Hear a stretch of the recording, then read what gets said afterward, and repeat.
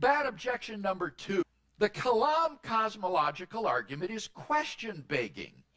For the truth of the first premise presupposes the truth of the conclusion. Therefore, the argument is an example of reasoning in a circle. Response to number 2. All the objector has done is describe the nature of a deductive argument. In a deductive argument, the conclusion is implicit in the premises, waiting to be derived by the logical rules of inference. A classic illustration of a deductive argument is the following. 1. All men are mortal. 2. Socrates is a man. 3. Therefore, Socrates is mortal. This argument has the same logical form as the Kalam cosmological argument. In fact, this form of the argument even has a name. It's called modus ponens. Symbolically, it looks like this. P implies Q. P, therefore, Q. This is one of the most basic and important, logically valid argument forms. Incredibly, however, I have actually seen claims by internet critics that this argument about Socrates being mortal is also question-begging. Now, this raises the question of what it means for an argument to be question-begging. Technically, arguments don't beg the question. People do.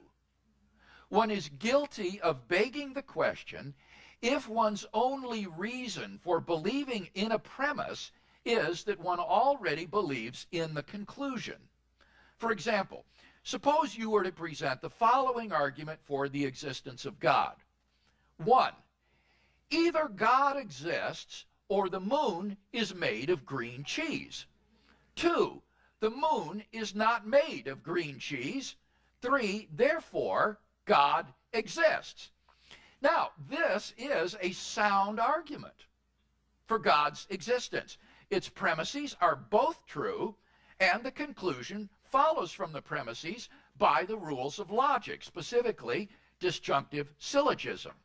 Nevertheless, the argument is not any good because your only reason for believing the first premise to be true is that you already believe that God exists. A disjunction like premise 1 is true if one of the disjuncts is true.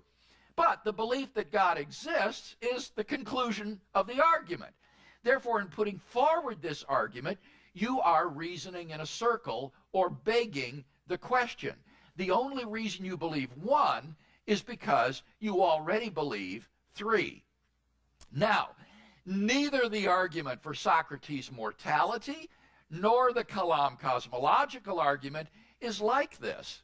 In both cases, reasons are given for believing the premise, which are quite independent of the argument's conclusion.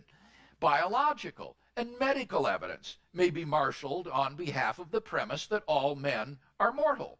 And I've presented arguments, which I'll review shortly, for the truth of the premise that everything that begins to exist has a cause. Therefore, I have not begged the question. The objector has made an elementary mistake of confusing a deductive argument with a question-begging argument.